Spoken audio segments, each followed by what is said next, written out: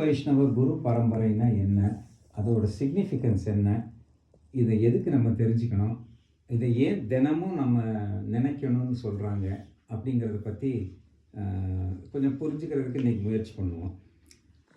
First இதுக்கு இது குரு பரம்பரையை பற்றி நம்ம தெரிஞ்சுக்கிறதுக்கு முன்னாடி கொஞ்சம் பேக்ரவுண்ட் நாலேஜ் கொடுக்குறேன். எதுக்காக நம்ம இதை பற்றி பேசுகிறோம் அப்படிங்கிறதுக்கு. இப்போ நம்ம இந்து சனாதன தர்மத்தில் தத்துவங்கள் 3ன்னு சொல்கிறோம். சித்து, அச்சித்து, ஈஸ்வரன். சித்துனா எல்லா ஜீவாத்மாக்கள் அண்டு கான்ஷியஸ்னஸ் உள்ள எல்லா பிறவிகளும், எல்லா சென்டியன் பீயிங்ஸ்ன்னு சொல்லுவாங்க. எல்லா சென்டியன் பீயிங்ஸ், எல்லா அறிவுள்ள ஆத்மாக்கள் எல்லாருமே சித்து.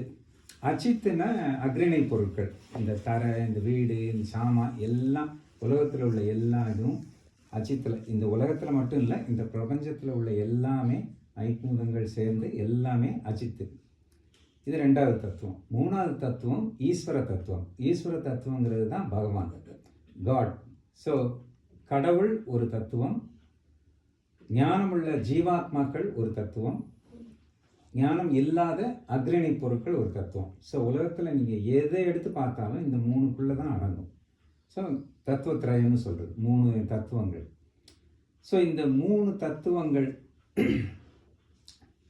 இருக்கும்போது நம்ம உலகத்தில் மாறி மாறி திருப்பி நம்ம பிறந்துக்கிட்டு இருக்கோம். ஏன்னா நம்ம கர்மங்கள் நிறைய சேர்த்துக்கிட்டு இருக்கோம். ஒவ்வொரு ஜென்மத்திலையும் நம்ம நிறைய பாவங்கள் பண்ணுறோம், புண்ணியங்கள் பண்ணுறோம், எல்லாத்தையும் கணக்கு சேர்ந்துக்கிட்டே போகுது. அதை அனுபவிக்கிறதுக்காக திருப்பி நம்ம பிறவி எடுத்துக்கிட்டு இருக்கோம். ஸோ இது நாம் இருக்கிறது லீலா விபூதின்னு சொல்கிறது. நம்ம இந்த உலகம், இந்த எர்த்து ப்ளஸ் இந்த சோலார் சிஸ்டம் ப்ளஸ் இந்த ஹோல் யூனிவர்ஸ், இது பகவானுடைய லீலைக்காக படைக்கப்பட்ட ஒரு இடம். ஸோ இது லீலா விபூதி. இந்த மாதிரி 3 மடங்கு சைஸில் உள்ளதான் வைகுண்டம். ஸோ திரிபாத் விபூதின்னு சொல்லுவாங்க. இதை விட 3 மடங்கு பெருசாக இருக்குமா. ஸோ அவ்வளவு பெரிய இடம் ஸ்ரீ வைகுண்டம்ங்கிறது. நம்ம இருக்கிற யூனிவர்ஸ், நான் உலகத்தை பற்றி பேசலை. நம்ம உலகம் ஒரு டைனி டாட். நம்ம இருக்கிற யூனிவர்ஸ், இந்த யூனிவர்ஸை மாதிரி 3 மடங்கு சைஸில் இருக்குமா ஸ்ரீ வைகுண்டம். ஸோ அங்கே பகவான் இந்த நிறைய இங்கே உள்ள மாதிரி நிறைய முக்தாத்மாக்கள், எங்கிருந்து அந்த முக்தி அடைஞ்சு போன ஆத்மாக்கள், விண்ணோர்கள், தேவர்கள், அங்கேயே உள்ளவங்களோட அவர் ஆனந்தமயமாக இருக்கார், சந்தோஷமாக ஆனந்தமயமாக இருக்கார். இருந்தாலும் அவர் மனசில் ஒரு குறை இருந்துக்கிட்டே இருக்கான். என்னன்னா, நாம் இத்தனை நித்திய சூரிகளோட, இத்தனை முக்தாத்மாக்களோட இங்கே ஆனந்தமாக இருக்கோம். ஆனால் இன்னும் அந்த பிரபஞ்சத்தில், இந்த உலகத்தில் இன்னும் இத்தனை ஆத்மாக்கள் இந்த சம்சாரத்தில் கடந்து திருப்பி பிறந்து கஷ்டப்பட்டுக்கிட்டு இருக்காங்க. அவங்கள எல்லாரையும் கூட நம்ம இங்கே கூப்பிட்டு வந்துடணும். எல்லாரும் என் கூட சேர்ந்து ஆனந்தமாக இருக்கணும்னு பகவான் நினைக்கிறாராம்.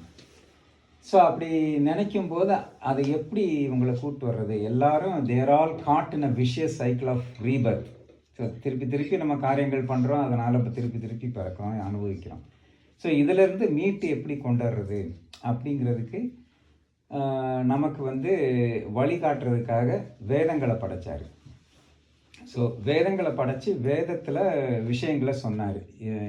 இந்த தத்துவங்களை நீங்கள் புரிஞ்சுக்கணும், இந்த சூழல்லேருந்து நீங்கள் எப்படி தப்பிச்சு இறைவனடி சேர்றதுங்கிறதுக்கு வழியை வேதத்தில் சொல்லியிருக்காரு. இப்போ வேதத்தை எல்லாராலையும் படிக்க முடியுமா? இப்போ நம்மளை மாதிரி சாதாரண மனுஷங்க வேதத்தை படித்து அதில் என்ன சொல்லியிருக்குங்கிற புரிஞ்சுக்கிட்டு அதை ஃபாலோ பண்ணி நம்மளால் போக முடியுமா? முடியாது. ஸோ அதனால் ஒன்றும் பெருசாக பிரயோஜனப்படலையாம். ஸோ பகவான் பார்த்தாராம், சரி வெறும் வேதத்தை கொடுத்து ஒன்றும் காரியம் நடக்காது போல், நம்மளே அவதாரங்கள் எடுத்து செஞ்சு காட்டுவோம், அனுஷ்டிச்சு காட்டுவோம், அப்போவாது தெரிஞ்சுக்கிறாங்களான்னு பார்த்து ராமாவதாரம், கிருஷ்ணாவதாரம்னு எடுத்து அவரும் போதிச்சு பார்த்தாரு. அதுலேயும் ஒன்றும் பெருசாக நம்மக்கிட்ட மாற்றம் வரல. ஸோ அப்புறம் பார்த்தாராம், ஸோ பகவானே அவதாரம் எடுக்கும்போது இந்த ஜீவாத்மாக்கள், மனுஷங்கள்லாம் என்ன நினச்சிக்கிறாங்க, அவர் பகவான்ப்பா, அவர் வருவார், என்ன வேணாலும் பண்ணுவார், போவார், நாமெல்லாம் அந்த மாதிரி பண்ண முடியுமா அப்படின்னு நம்ம நம்மளை பிரித்து பார்த்துக்கிட்டோம். சரி அவர் வேற நம்ம வேற, அதுக்கு இதுக்கு அவர் பண்ணுற மாதிரிலாம் நம்மளால் பண்ண முடியாதுன்னு. ஸோ பகவான் பார்த்தானா, சரி இதுக்கு என்ன வழி பண்ணுறது? ஸோ இவங்களை திருத்தணும்னா இவங்களையே ஒருத்தரை தான் நம்ம இது பண்ணணும். இப்போ வந்து ஒரு காட்டில் ஒரு மதம் பிடிச்ச யானை சுற்றிக்கிட்டு இருக்குன்னா அதை பிடிக்கிறதுக்கு என்ன பண்ணுவாங்க? இன்னொரு ட்ரெயின்டு யானை, கும்கி யானையை அனுப்பிச்சு அந்த யானையை பிடிப்பாங்க. அந்த மாதிரி இந்த மனுஷங்களை திருத்தி அவங்கள நல்வழிப்படுத்தணும்னா அவங்கள மாதிரியே இருக்கிற மனுஷங்களை வச்சு தான் நம்ம போதனை பண்ணணும். நானே இறங்கி போய் பண்ணால் யாரும் கேட்குற மாதிரி இல்லை. அதனால் நம்ம அவங்கள மாதிரியே சஜாதியர்னு சொல்லுவாங்க. சஜாதியன்னா சேம் ஜாதி. சேம் ஜாதினா நான் மனுஷ ஜாதி. மனுஷ ஜாதியிலே உள்ள இன்னொரு சில பேரை நம்ம அனுப்பிச்சு இது பண்ணணும் அப்படின்னு அவர் முடிவு பண்ணி அவருடைய அம்சமாக இருந்த சங்கு, சக்கரம், தண்டு, வாழ், வில் எல்லா ஒவ்வொரு ஆழ்வாராக பிறப்பிச்சாராம். ஸோ அப்படி வந்தவங்க தான் ஆழ்வார்கள். முதல்ல வந்தவங்க ஆழ்வார்கள் 10 பேர். ஆண்டாளே மதுரை கவியும் சேர்த்து 12ன்னு சொல்லுவாங்க. ஆழ்வார்கள் 11ங்கிறது சாதாரணமாக சொல்கிறது. 11னா 10 பேர்னு அர்த்தம். ஸோ அந்த 10 பேர் வந்திருக்காங்க. நம்ம இந்த பொது தனியனில் ஒரு தனியன் சொல்கிறோமே, மாதா பிதா யுவதயஸ்தனையாக விபூதி, அது வந்து நம்மாழ்வார்க்காக. அதுக்கப்புறம் பூதம் சரச மகதாபய பட்டநாத ஸ்ரீ பக்திசார குலசேகர யோகி வாகான் பக்தாங்கிரி ரேணு பரகால இதீந்திர மிஸ்ரான் ஸ்ரீமத் பராங்குசமுனி பிரணதோஸ்மி நித்தியம்னு சொல்கிறோம். ஸோ அதில் வந்து இந்த 10 ஆழ்வார்களை பற்றியும் அந்த தனியனில் வருது. அது வந்து எப்படி அவங்க இது பண்ணுறாங்கன்னா, பூதம்னா அதாவது ஆழ்வார்களுடைய பிறவி எந்த ஆர்டரில் அவங்க பிறந்தாங்கன்னா அதுக்கு உபதேச ரத்ன மாலைன்னு மணவாள மாமுனிகள் ஒரு பிரபந்தம் சாதிச்சிருக்கார். அதில் ஒரு 3வது பாசுரத்தில் சொல்கிறார், பொய்கையார் பூதத்தார் பேயார் புகழ் மலிசை ஐயன் அருள்மாறன் சேரலர்கோன் துய்ய பட்டநாதன் அன்பர்தாழ் தூளி நற்பாணன் நற்கலியன் ஈது இவர் தோற்றத்து அடைவாம் இங்கு அப்படிங்கிறார். ஸோ எந்த ஆர்டரில் அவங்க பிறந்தாங்க? ஃபஸ்ட்டு பிறந்தவர் பொய்கை ஆழ்வார், அடுத்து பூதத்தாழ்வார், அப்புறம் பேயாழ்வார். இந்த 3 பேரையும் முதல் ஆழ்வார்கள்னு சொல்லுவாங்க. ஸோ முதல்ல பிறந்தவங்க இவங்க. துவாபர யுகத்தின் கடைசியில், கண்ணன் இருந்த காலத்தில் துவாபர யுகத்தின் கடைசியில் வந்தவங்க.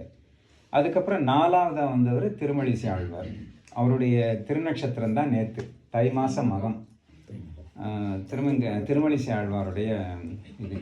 ஸோ பொய்கை ஆழ்வார் வந்து முதல் திருவந்தாதின்னு 100 பாசுரம் ஒரு பிரபந்தம் பாடினார். பூதத்தாழ்வார் 2ஆம் திருவந்தாதின்னு அவர் 100 பாசுரம் பாடினார். பேயாழ்வார் வந்து திருக்கண்டேன் பொன்மேனி கண்டேன் ஆரம்பித்து 3ஆம் திருவந்தாதின்னு சொல்லி 100 பாசுரம் பாடினார். அப்புறம் திருமழிசை ஆழ்வார் வந்து 2 பிரபந்தங்களை சாதிச்சிருக்காரு. 4முகன் திருவந்தாதி, திருச்சந்த விருத்தம். ஆமாம். ஸோ இந்த 2 இதை அவர் சாதிச்சிருக்காரு. அதுக்கப்புறம் மாறன்னாலே நம்மாழ்வார். ஸோ மாறனை பற்றி வைபவம் இன்னொரு வாட்டி பார்ப்போம். அவர் வந்து 4 பிரபந்தங்களை சாதிச்சிருக்காரு. யாராவது சொல்கிறீங்களா? சூப்பர். ஆமாம், திருவாய்மொழி. ஆமாம், திருவாய்மொழி தான் பகவத் விஷயம்னு சொல்கிறது. அதாவது வேதத்துக்கு ஈக்குவல், சாம வேதத்துக்கு ஈக்குவலானது. அதுக்கப்புறம் சேரலர் கோவில்னா குலசேகர ஆழ்வார் பெருமாள் திருமொழின்னு சொல்லி 105 பாசுரம் ஒரு பிரபந்தம் பாடியிருக்கார். அதுக்கப்புறம் ஸோ 4, 5, 6, 7வதாக வந்தவர் தான் பெரியாழ்வார். திருப்பல்லாண்டு பெரியாழ்வார் திருமொழின்னு 2 பிரபந்தம் பாடினார். அதுக்கப்புறம் அன்பர்தாழ் தூளினா தொண்டரடி பொடி ஆழ்வார். தொண்டரின் அடி பொடியதைத்தான் அன்பருடைய தாழ் தூளினா தூசி. ஆமாம், தாழ் தூளினா தொண்டரடி பொடியாழ்வாருங்கிறது தான் தமிழில் அன்பர் தாழ் தூளின்னு சொல்கிறோம். ஸோ அவர் வந்து திருப்பள்ளி எழுச்சி, திருமாலை அப்படின்னு 2 பிரபந்தம். அதுக்கப்புறம் நற்பாணன், திருப்பான ஆழ்வார் 10 பாசுரம், முத்தான பாசுரம், அமலநாதிபிரான். அதுக்கப்புறம் கடைசி நற்கலியன் திருமங்கை ஆழ்வார் 6 பிரபந்தங்கள். சொல்லுங்கள். ஃபர்ஸ்ட் வந்து பெரிய திருமொழி, திருக்குறுந்தாண்டகம், திருநெடுந்தாண்டகம் கடைசி. சாரி, ஆர்டர்ல சொல்லணும்.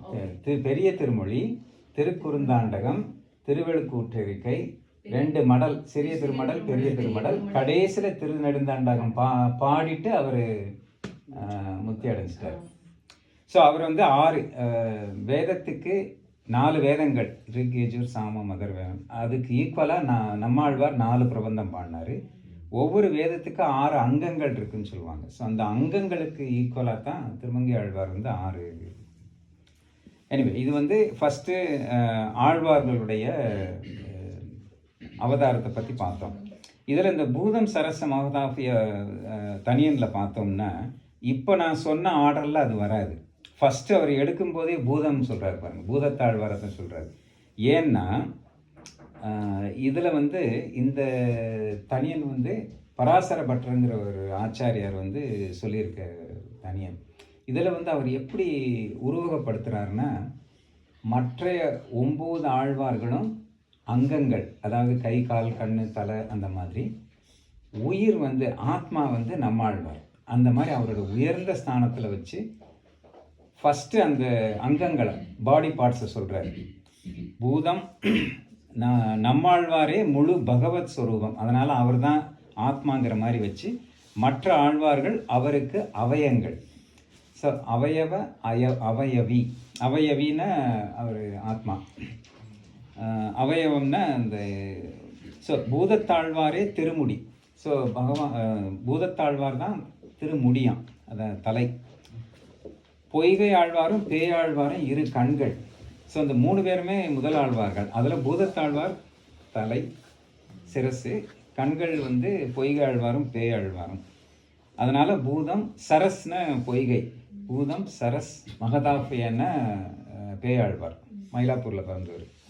பொய்கை ஆழ்வார் வந்து காஞ்சிபுரத்தில் திருவெக்கான்னு ஒரு திவ்ய தேசம் இருக்குது. யதோத்தாஹாரின் பெருமாள், சொன்ன வண்ணம் செய்த பெருமாள்னு சொல்லுவாங்க. அங்கே உள்ள இந்த பொய்கையில் பிறந்தவர் தான் பொய்கை ஆழ்வார். ஸோ பூதம் சரச மகதாபிய முகமே பட்டர்பிரான். அந்த பகவானுடைய முகம் வந்து பட்டர், பட்டர்னா பெரியாழ்வார். அதனால் பூதம் சரச மகதாபய பட்டநாத அப்படின்னு 4வது பட்டர்பிரானை சொல்கிறார். ஆல்தோ அவர் பிறவி ஆர்டரில் 7வது தான் பெரியாழ்வார், பட் 4வது இடத்துல அவர் சொல்கிறாரு. கழுத்து திருமழிசை, திருமழிசை ஆழ்வார் கழுத்தான். 2 கைகளும் குலசேகரனும் திருப்பாணனும். திருப்பாணாழ்வார் ஒரு கை, குலசேகர ஆழ்வார் ஒரு கை. தொண்டரடி பொடி திருமார்பு. கலியன் நாவி. ஸோ கலியன்னா திருமங்கை ஆழ்வார், திருமங்கை ஆழ்வார் தான் வயிறு, வயிற்று பகுதி. அதில் எதிராஜர் உடையவர் ராமானுஜர் வந்து நம்மாழ்வாரின் திருவடி. ஸோ அவர் தான் திருவடி. இத்தனியலில் ஆமாம், இது வந்து நஞ்சியருங்கிற அவருடைய சிஷ்யர் கேட்டாருங்கிறதுக்காக பராசர பட்டரை ஏற்றுன தனியன் இது. ஸோ இதில் வந்து பெருமாளுக்கு வந்து சடாரி சாத்துறாங்கல்ல, இந்த கோயிலில் தீர்த்தம் சாதிக்கும்போது சடாரி கொடுப்பாங்க. அந்த சடாரிக்கு சடகோபன்னு பேர், பெருமாளுடைய சடாரிக்கு சடகோபன்னு பேர். இப்போ சடகோபன்னா என்ன? நம்மாழ்வார். ஸோ பெருமாளுடைய திருவடியாக நம்மாழ்வாரை நம்ம உருவப்படுத்துகிறோம். ஆனால் அப்போ நம்மாழ்வாருடைய திருவடி, நம்மாழ்வாருடைய திருவடிகள் ராமானுசன். நம்மாழ்வாருடைய திருவடி இப்போ ஆமாம், ஆழ்வார் திருநகரிக்கு போனீங்கன்னா அங்கே சடாரி சடகோபன் சாத்துறதுன்னு சொல்ல மாட்டாங்க, ராமானுசன் சாத்துறதுன்னு சொல்லுவாங்க. இதே இது ஸ்ரீபெரும்புதூருக்கு போனீங்கன்னா ராமானுசர் திருவடி முதலியாண்டான் சாத்தணும்னு சொல்லுவாங்க. எல்லா இடத்துலையும் அந்த சடாரி தான் சாத்துவாங்க, ஆனால் அதுக்கு பேர் மட்டும் மாறும். ஆச்சா. ஸோ இது வந்து ஆழ்வார்களுடைய வரிசை கிரமம். அண்டு ஃபஸ்ட்டு இது பார்த்தோம். ஸோ ஆழ்வார்கள் வந்து சொன்ன மாதிரி துவாபர யுகத்தின் கடைசிலையும் கலியுகத்தின் ஆரம்பத்திலையும் ஆழ்வார்கள் அவதாரம் பண்ணி அவங்க பிரபந்தங்களை எல்லாம் பாடிட்டாங்க. அதுக்கப்புறம் இப்போ கலியுகம் பிறந்தே 5000 வருஷத்துக்கு மேலே ஆயிடுச்சுன்னு சொல்கிறாங்க. ஸோ இடைப்பட்ட காலத்தில் வந்து இந்த 4000 பாசுரங்களும் காணாமல் போயிடுச்சான், அதாவது லுப்தம் ஆயிடுச்சு. இது யாருமே இதை சேவிக்கலை, யாருமே இதை சொல்லலை, அதனால் அப்படியே தெரியாமல் போயிடுச்சான்.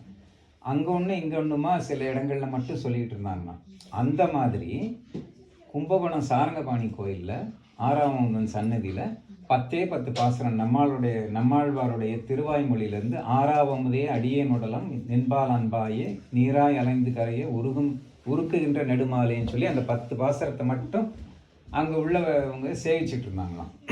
அப்போ வந்து நாதமுனிகள்ங்கிற ஒரு பெரியவர் அங்கே போய் அந்த கோயிலில் சேவிக்கும் போது இந்த 10 பாசுரங்களை கேட்டிருக்காரு.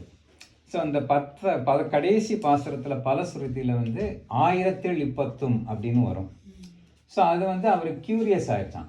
ஸோ 1000 இப்பத்தும்னா இந்த 10 தானே நீங்கள் சொல்கிறீங்க, மிச்சம் 900. நான் பேசுறது கேட்குது எல்லாருக்கும்? சரி சரி. ஸோ 990 பாசுரங்கள் எங்கேன்னு கேட்டதுக்கு அங்கே உள்ளவங்க வந்து எங்களுக்கு தெரியாதுங்க, எங்கள் பெரியவங்க இந்த 10 தான் சொல்லி கொடுத்துருக்காங்க, இந்த 10 தான் எங்களுக்கு தெரியும். அதில் திருக்குருகூர் அப்படின்னு வருது அப்படின்னா, ஆமாம் திருக்குருகூர்னு சவுத்தில் ஆழ்வார் திருநகரின்னு ஒரு ஊர் இருக்குது. நீங்கள் வேணாலும் அங்கே போய் விசாரிச்சு பாருங்கள், அங்கே உள்ளவங்க ஏதாவது சொல்லுவாங்க, எங்களுக்கு தெரியாது அப்படின்னு சொல்லிட்டாங்களாம். ஸோ அப்புறம் வந்து நாதமுனிகள் அங்கேருந்து வந்திருக்காரு ஆழ்வார் திருநெல்வேலி பக்கத்தில் வந்து விசாரித்ததில் சொல்லியிருக்காங்க, ஆமாம் நம்மாழ்வார்னு ஒரு ஆழ்வார் இருந்திருக்காரு, அப்போ வந்து அவர் இவ்வளவு பாசுரங்கள் 1000 பாசுரம் பாடியிருக்கதா சொல்கிறாங்க. ஆனால் இப்போ எந்த ஓலைச்சுவடியும் இல்லை, யாருக்கும் தெரியாது. ஆனால் நம்மாழ்வாருக்கு மதுரை கவி ஆழ்வார்னு. ஸோ எம்பாருக்கு அப்புறம் வந்தவர் ஸ்ரீபட்டர், பராசர பட்டர். பராசர பட்டர் யாருன்னா கூரத்தாழ்வானுடைய பையன். இந்த ராமானுஜர் பக்கத்தில் தாடி வச்சுட்டு நிற்கிறார் பாருங்க, அவர் தான் கூரத்தாழ்வான். அவருக்கு 2 பசங்க, பராசர பட்டர், வேதவியாச பட்டர்னு 2 பேர். அதில் பராசர பட்டர் தான். பராசர பட்டர் வந்து எம்பாருடைய சிஷ்யர், எம்பார் ராமானுஜருடைய சிஷ்யர், பராசர பட்டர் எம்பாருடைய சிஷ்யர். ஸோ பராசர பட்டர் அவருக்கும் நிறைய பெருமைகள் இருக்குது. பராசர பட்டரை வந்து ஸ்ரீரங்கம் பெரிய பெருமாளும் பெரிய பிராட்டியும் இவரை ஸ்வீகார புத்திரனா வளர்த்தாங்களாம் அப்படின்னு சொல்லுவாங்க. ஏன்னா அந்த சன்னதிலேயே அவருக்கு தொட்டில் போட்டு படுக்க வச்சாங்களாம் பராசர பட்டர் பேபியாக இருந்தப்போ. அந்த அளவுக்கு நேரடியாக பெருமாளுடைய அனுகிரகம் கிடைச்சவர் தான் பராசர பட்டர். ஸோ பராசர பட்டருடைய சிஷ்யர் வந்து நஞ்சியருங்கிறவர் கர்நாடகாவிலேருந்து வந்தவர். நஞ்சியர் பூர்வாசிரமத்தில் அத்வைத ஆச்சாரியனார். ஸோ ஸ்ரீ வைஷ்ணவ சம்பிரதாயம் வந்து விசிஷ்டாத்வைதத்தை ஃபாலோ பண்ணுற இது சம்பிரதாயம். ஹிந்து சமயத்தில் வந்து 3 இது இருக்குது, அத்வைதம், விசிஷ்டாத்வைதம், துவைதம் அப்படின்னு சொல்லி. அதில் விசிஷ்டாத்வைதத்தை ராமானுஜர் தான் ஸ்தாபகம் பண்ணார். அதாவது விளக்கி எதையுமே அவர் புதுசாக கண்டுபிடிக்கலைங்க, இதை நல்லா புரிஞ்சுக்கணும். எதையுமே ராமானுஜர் புதுசாக கண்டுபிடிக்கல, புதுசாக சொல்லலை, தான் தோன்றித்தனமாக எதுவும் பண்ணலை. வேதத்தில் சொல்லியிருக்க பிரமாணங்களை சரியான முறையில் இன்டர்பிரேட் பண்ணி இதுக்கு மீனிங் இதுதான், இதை நம்ம இப்படித்தான் அர்த்தம் எடுத்துக்கொள்ளணும்னு சொல்லி புரிய வச்சு விசிஷ்டாத்வைதத்தை எஸ்டாப்ளிஷ் பண்ணது ராமானுஜர் பண்ண கைங்கரியம். ஸோ இவர் நஞ்சியர் வந்து அத்வைத சன்னியாசியாக இருந்திருக்காரு. அவர்கிட்ட வாதம் பண்ணி அவரை ஜெயிச்சு அவரை தன்னுடைய சிஷ்யனாக ஏற்றுக்கிட்டவர் தான் பட்டர். ஸோ அதனால் பட்டருக்கு வந்து பிரதம சிஷ்யர் யாருன்னா நஞ்சியர். ஸோ அதனால் அவர் படம் அதுக்கப்புறம் வந்திருக்கு. அதுக்கப்புறம் மேலே ஏறினீங்கன்னா நஞ்சியரோட சிஷ்யர் நம்பிள்ளை, அவருக்கு லோகாச்சாரியார்னு ஒரு பேர் இருக்குது, வரதூர் ராதா, அந்த மாதிரி நிறைய பேர்கள் இருக்குது. அவரும் நிறைய கைங்கரியங்கள் பண்ணியிருக்காரு. சொல்ல வேண்டிய விஷயம் என்னென்னா, இது நம்மாழ்வாருடைய திருவாய்மொழிக்கு ஈடு 36,000 படின்னு ஒரு பெரிய வியாக்கியானம், அற்புதமான வியாக்கியானம். அதை சாதித்தவர் நம்பிள்ளை.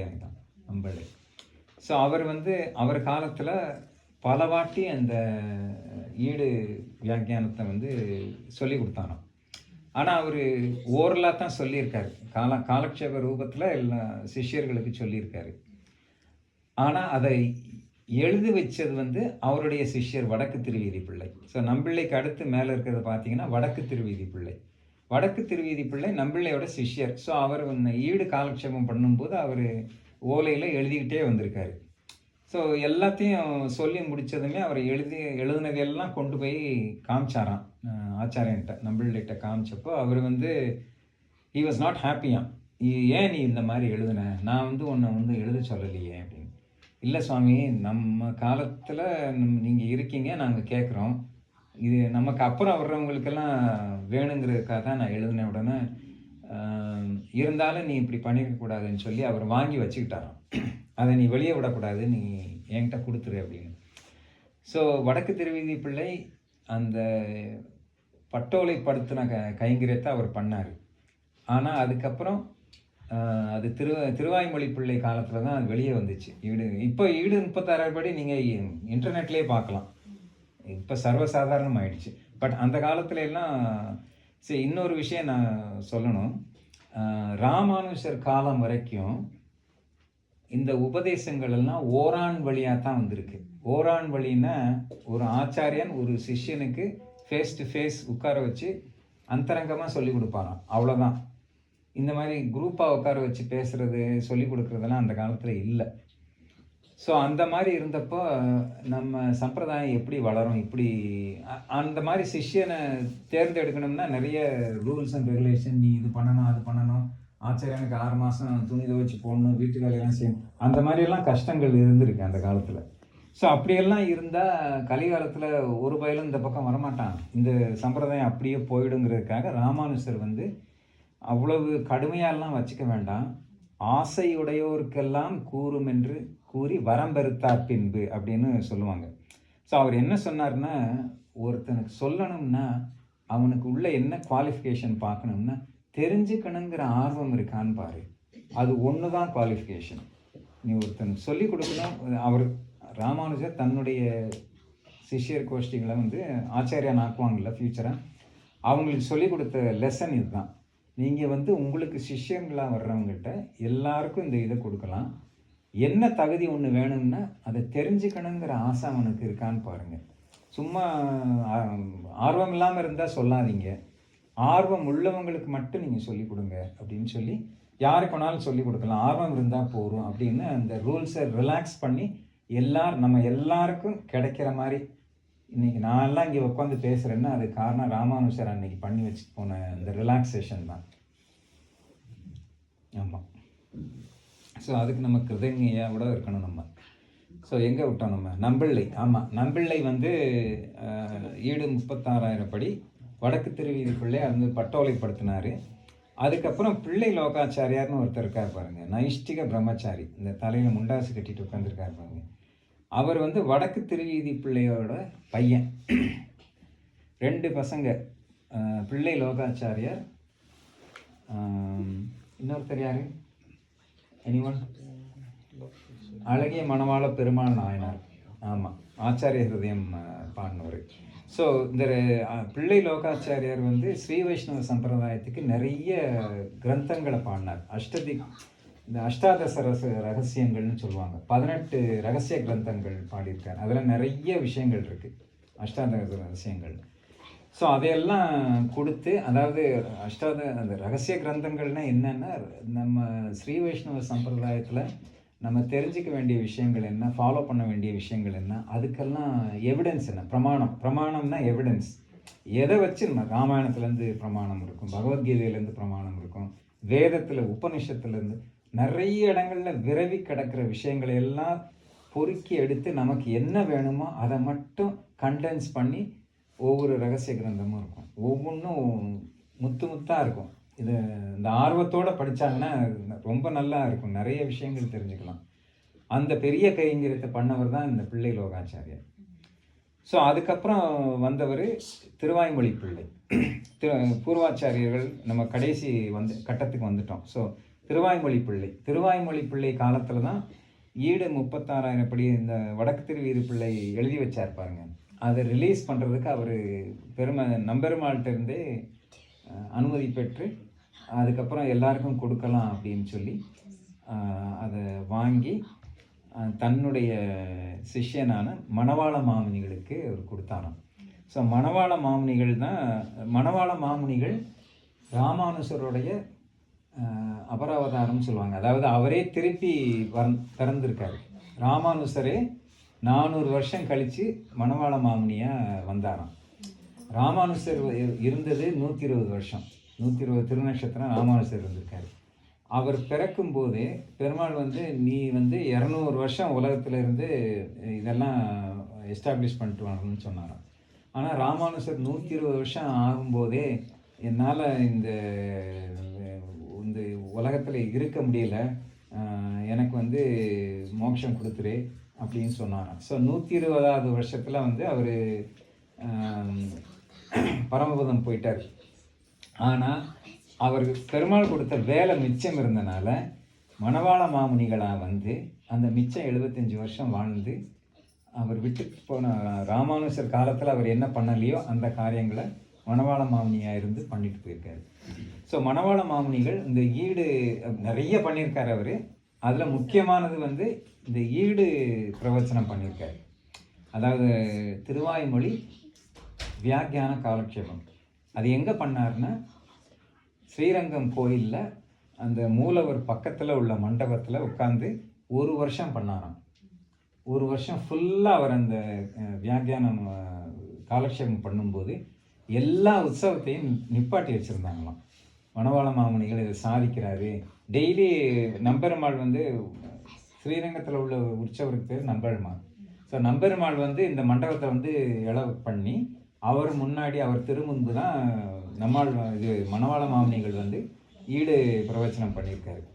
ஸோ 1 வருஷம் ஃபுல்லாக நம்பெருமாள் மணவாள மாமுனிகளுக்கு முன்னாடி உட்கார்ந்து சிஷ்யன் மாதிரி உட்கார்ந்து அவர் சொன்ன அந்த ஈடு வியாக்கியானத்தை கேட்டாராம். ஸோ என்ன ஆயிட்டாரு பாருங்க, பெருமாள் மணவாள மாமுனிக்கு சிஷ்யன் ஆயிட்டார். அந்த 1 வருஷம் முடிஞ்சு அதை சாத்து முறை பண்ணி முடிக்கும்போது பெருமாளே ஒரு 5 வயசு பையனா, ரங்கநாயகம்னு ஒரு பையனா மேடையில் ஏறி இந்த தனியனை சாதிச்சாராம். ஸ்ரீசைலேச தயாபாத்திரம் தீபக்யாதி குணார்ணவம் யதீந்திர பிரபணம் ரம்யஜாமாதரம் முனிங்கிற இந்த தனியனை தன்னுடைய ஆச்சாரியனான மணவாள மாமுனிகளுக்கு சாத்திட்டு மறைஞ்சு போயிட்டாரு அப்படின்னு சொல்லுவாங்க. ஸோ அந்த வகையில் மணவாள மாமுனிகள் நம்பெருமாளுக்கே, அதாவது ஸ்ரீரங்கம் பெரிய பெருமாளுக்கே அவர் ஆச்சாரியன் ஆயிட்டார். ஸோ அவர் நம்ம ஸ்டார்ட் பண்ணப்போ பெருமாள் முதலாச்சாரியான்னு சொன்னோம். நம்ம சம்பிரதாயத்தில் ஸ்ரீமன் நாராயணன், பெரிய பெருமாள், ரங்கநாதன் தான் முதலாச்சாரியான்னு சொன்னோம். கடைசி அவரே மணவாள மாமுனிகளுக்கு சிஷ்யன் ஆகிட்டனால ரத்னஹாரம் அங்கே கம்ப்ளீட் ஆகிடுது. ஸோ அதோட பூர்வாச்சாரியர்களுடைய இது முடிஞ்சிருது. அதுக்கப்புறம் ஆச்சாரியர்களை பூர்வ ஆச்சாரியர்கள்னு சொல்றது இல்லை. எத்தனையோ பேர் வந்திருக்காங்க, எவ்வளவோ சாதிச்சிருக்காங்க, எவ்வளவோ கைங்கரியங்கள் பண்ணியிருக்காங்க. இருந்தாலும் இந்த குரு பரம்பரையை தான் நம்ம டெய்லி நினைக்கணும், நம்ம டெய்லி சேவிக்கணும். அடியவர் இருந்தாராம். அவருக்கு ஒரு சன்னதி இருக்கு. அவர் கண்ணினொன் சுருத்தாம்புன்னு சொல்லி 10 பாசுரங்கள் பாடியிருக்காரு. அது வேணாலும் இங்கே இருக்கு, நீங்கள் அதை சேவிங்க. அவரை வேண்டிக்கிட்டிங்கன்னா உங்களுக்கு ஒரு வேளை மிச்ச பாசுரங்கள் கிடைக்கலாம் அப்படின்னு சொன்னார். ஸோ நாதமுனிகள்ங்கிற அந்த பெரியவர் 12,000 முறை அந்த கண்ணினொன் சிறுத்தாம்பு 10 பாசுரத்தை ஸ்ரத்தையோட தவம் மாதிரி அவர் சேவிச்சாராம். சேவிச்சதில் அவருக்கு நம்மாழ்வார் பிரத்யக்ஷமாகி, பிரத்யக்ஷம்னா அதாவது தரிசனம் கொடுக்குறதுன்னு சொல்கிறோம்ல, அந்த மாதிரி. ஸோ அதாவது அவர் நேரில் எதிர்த்தாப்பில் நின்னாரான்னு நம்ம கேட்கக்கூடாது. அவருக்கு அந்த ரியலைசேஷன் வந்திருக்கு. நம்மாழ்வாருடைய இது அவர் எதிர்த்தாப்பில் இருக்கிற மாதிரியும் அவரோட சம்பாவனை பண்ணுற மாதிரியும் பேசுகிற மாதிரி சம்பாஷணை பண்ணுற மாதிரி ஒரு இது வந்ததுமே நம்மாழ்வார் என்ன வேணும்னு கேட்டதுக்கு, இந்த மாதிரி உங்களுடைய பாசுரங்கள்லாம் எனக்கு கேட்கணும்னு இதாக இருக்குன்னு உடனே, என்னுடைய 1000 பாசுரம் மட்டும் இல்லை 4000 உனக்கு தர்றேன், 4000 திவ்ய பிரபந்தத்தையும் நான் உனக்கு தர்றேன்னு சொல்லி 4000 நம்மாழ்வார் நாதமுனிகளுக்கு கொடுத்துருக்காரு.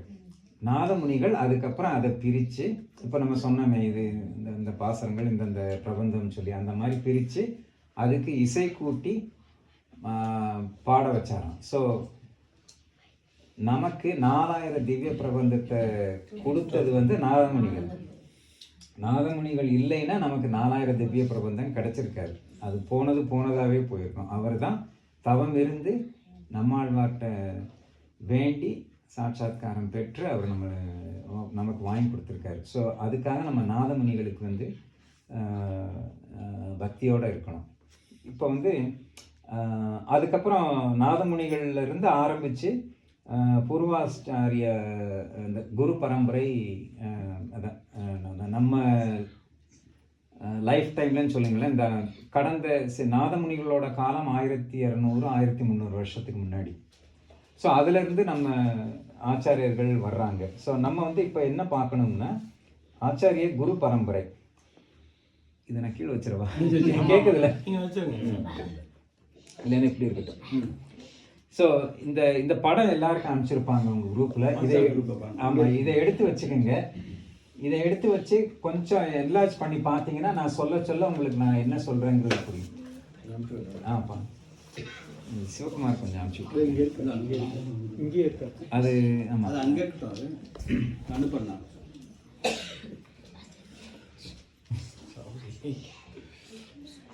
ஸோ நம்ம ஸ்ரீ வைஷ்ணவ குரு பரம்பரையில் வந்து முதல் ஆச்சாரியன் வந்து பெருமாள் தான்.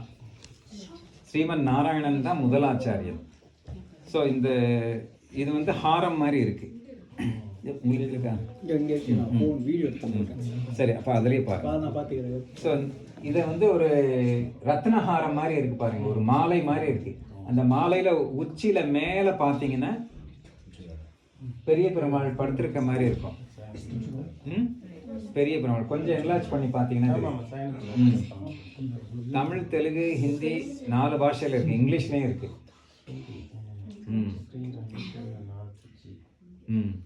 ஸோ அந்த பெரிய பெருமாள் தான் முதல் ஆச்சாரியன் நம்ம வைஷ்ணவ குரு பரம்பரையில். அதுக்கு அடுத்து 2வது ஆச்சாரியன் வந்து பெரிய பிராட்டியார் தாயார் ஸ்ரீரங்க நாச்சியார் தான் 2வது ஆச்சாரியன். 3வது வந்து விஸ்வக்சேனர் வந்து ஆமாம் எல்லாத்துக்கும் நிர்வாகம் பண்ணுறவர், சீஃப் எக்ஸிக்யூட்டிவ் மாதிரி. ஒவ்வொரு பிரளயத்தையும் ஒவ்வொரு பிரளய சமயத்துலையும் ஒரு பிரம்மாவோட ஆயுசு முடிஞ்சதுன்னா அவர் வந்து பெருமாள்கிட்ட கேட்பாராம், அடுத்து யாரை இது பண்ணுறதுன்னு. நீரே பார்த்து யாரையாவது போடும் இப்போ அப்படின்னு சொல்லிடுவாராம் பெருமாள்.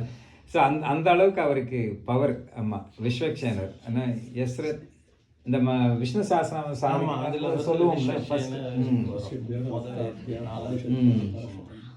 விரத பக்தியாக்கியா அப்படின்னு ஒரு ஆமாம் அவரை வேண்டிட்டு தான் நம்ம விஷ்ணு சாஸ்திரநாமமே ஸ்டார்ட் பண்ணுவோம் நம்ம. ஸோ அவர் வந்து 3வது ஆச்சாரியன். அதுக்கப்புறம் 4வதா இருந்து ஆரம்பிக்கிறது தான் ஆழ்வார்கள். ஸோ இதில் வந்து நம்மாழ்வார் படம் மட்டும் போட்டிருக்கு. நம்மாழ்வார் வந்து நம்ம சொன்ன மாதிரி he represents all Alvars.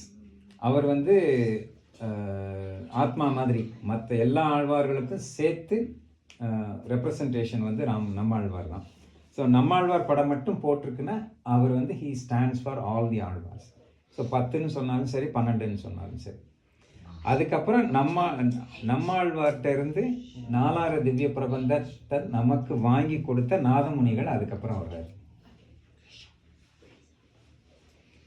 So நாதமுனிகள் வந்து 4000 ஒரு காலத்தில் வேதங்களே இப்போ கிருத யுகத்துலேயும் இருக்கும்போது வேதங்கள்லாம் விரவி கடைஞ்சலாம். அதாவது இது இந்தந்த வேதம் அப்படின்னு பிரித்து வைக்காம மொத்தமாக இருந்துச்சான்.